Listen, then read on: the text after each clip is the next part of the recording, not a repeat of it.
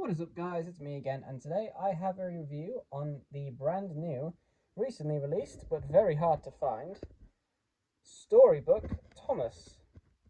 Just pan the camera up, get you a good look at this. Now, if you know anything about the diecast line from this year, you know that this guy is a very, very desirable piece at the minute. He is extremely sought after, even though he's only just come out, because he is a chase piece.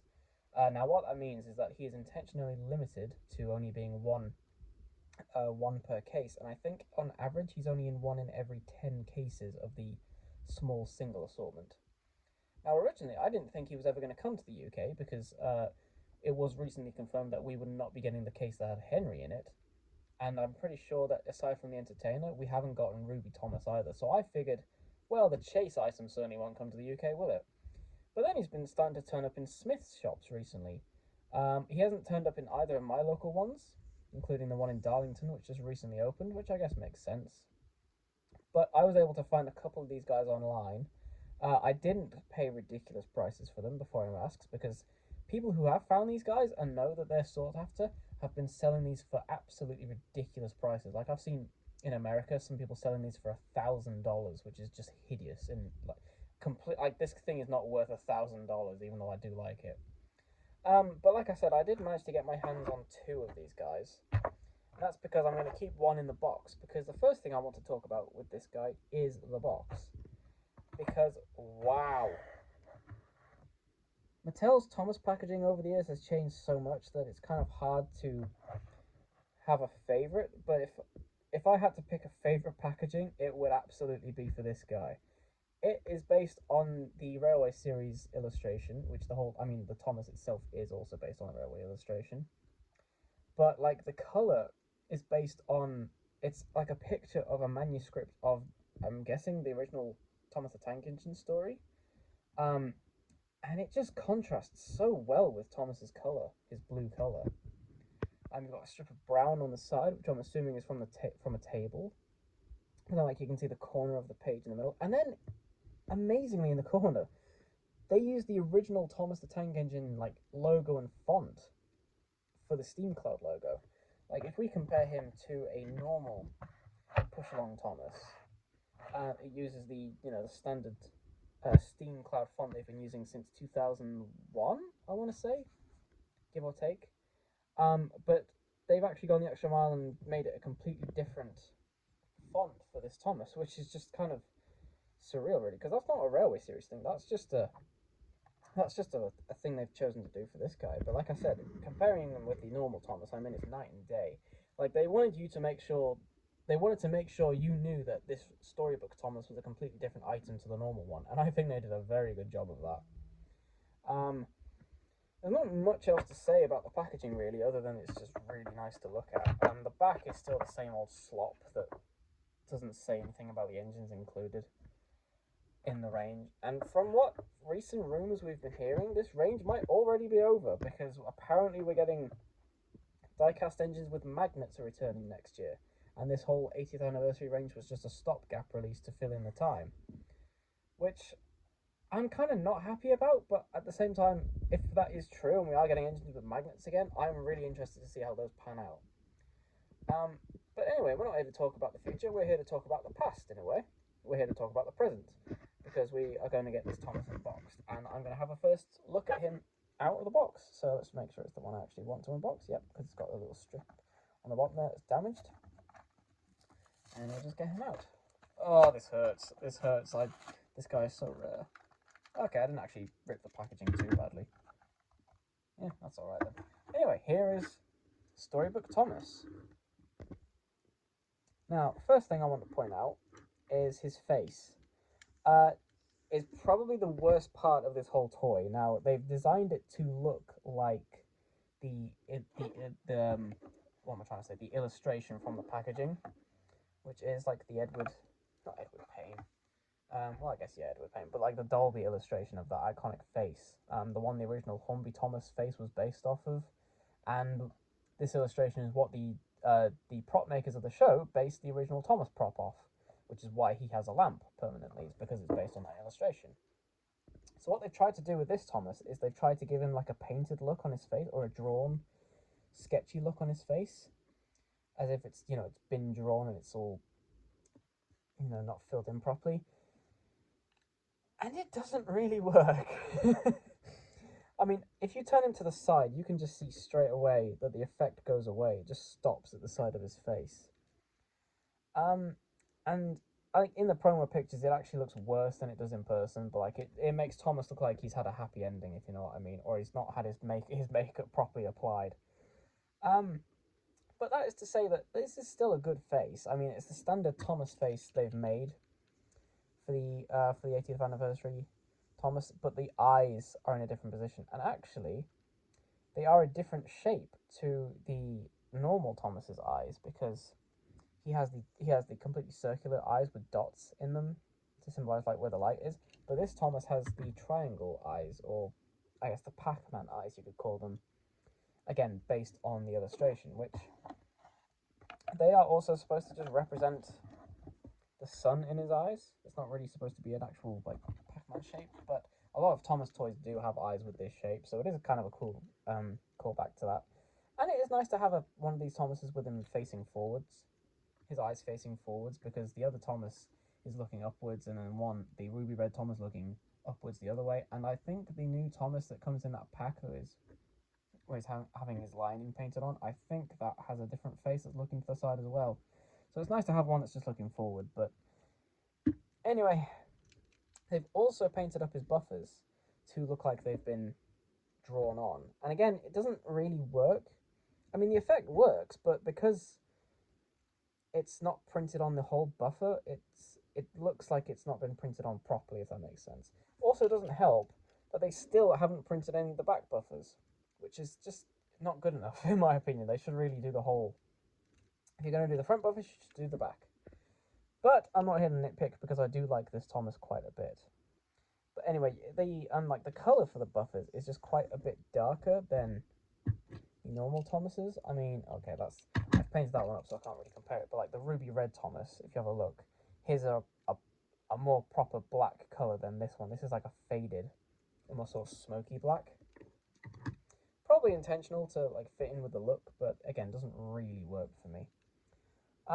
The rest of the Thomas is pretty similar to the Thomas we've been getting from this year. He has the side rods and the same wheels. The paint colour, I think, is... it might... Yeah, it's the same paint colour, but what they've done on the side is they've painted these streaks on him to make him look like he's going really fast, or it could be an effect to look like it's been drawn in, but I think they're supposed to be like speed lines implied, again, in the picture. So Thomas is like going fast, so he's got like white lines going across his body, which implies speed in cartoons. So that could be what this is. It's actually, I like that. I think it looks really nice on this Thomas. It looks better than the effect that they do on this year's motorized Thomas, where he's covered in like weathering, but it just looks like he's been sun faded.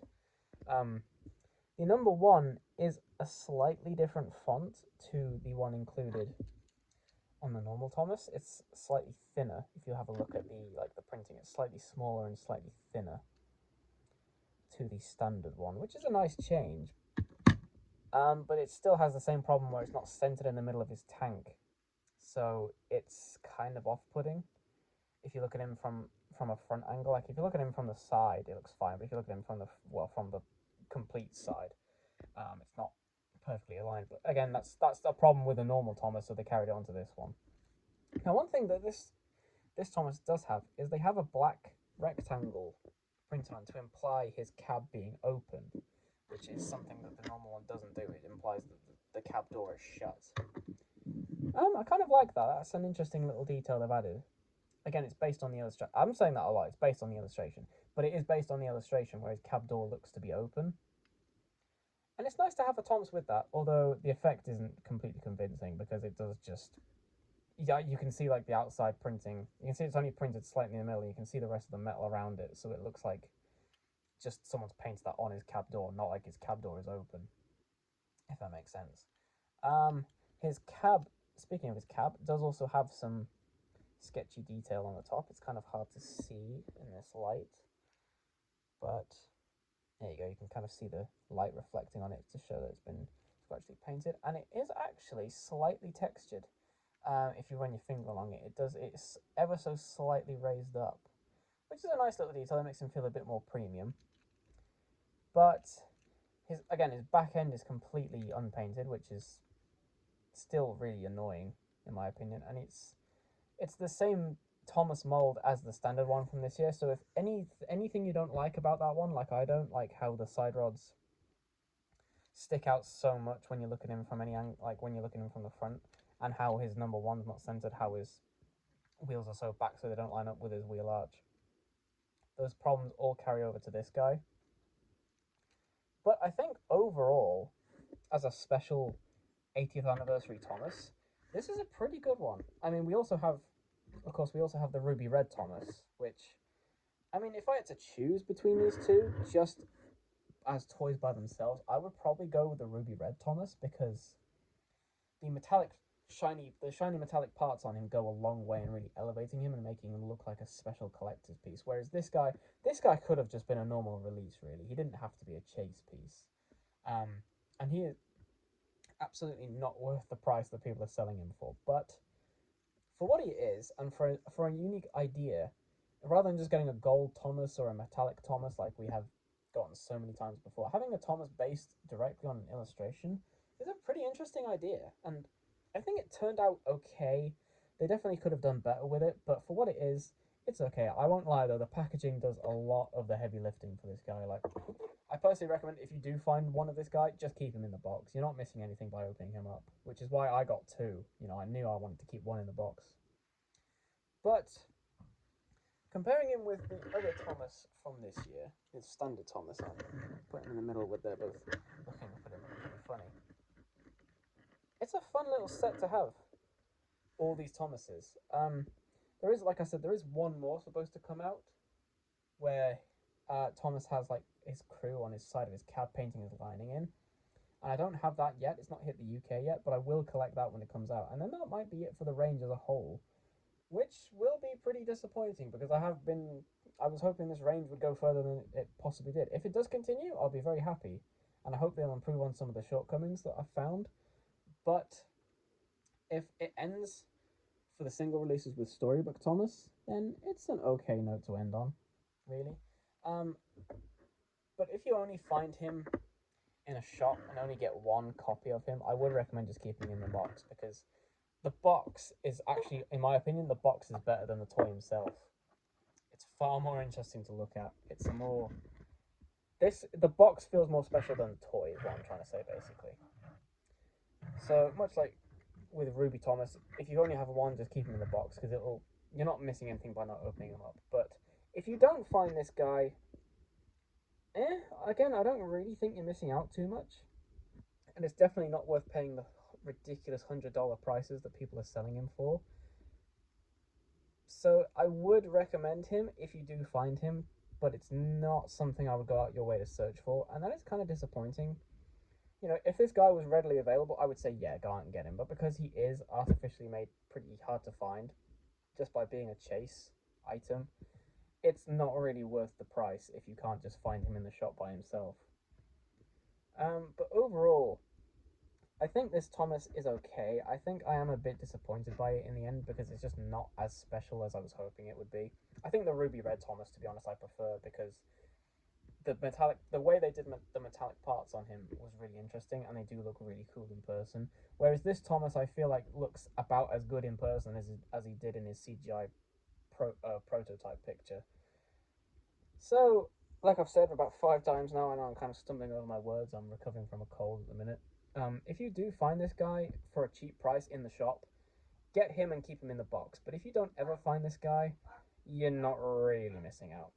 Anyway, I think that's about all I have to say for this guy, for this review. So, yeah, thank you for watching, and I'll see you next time.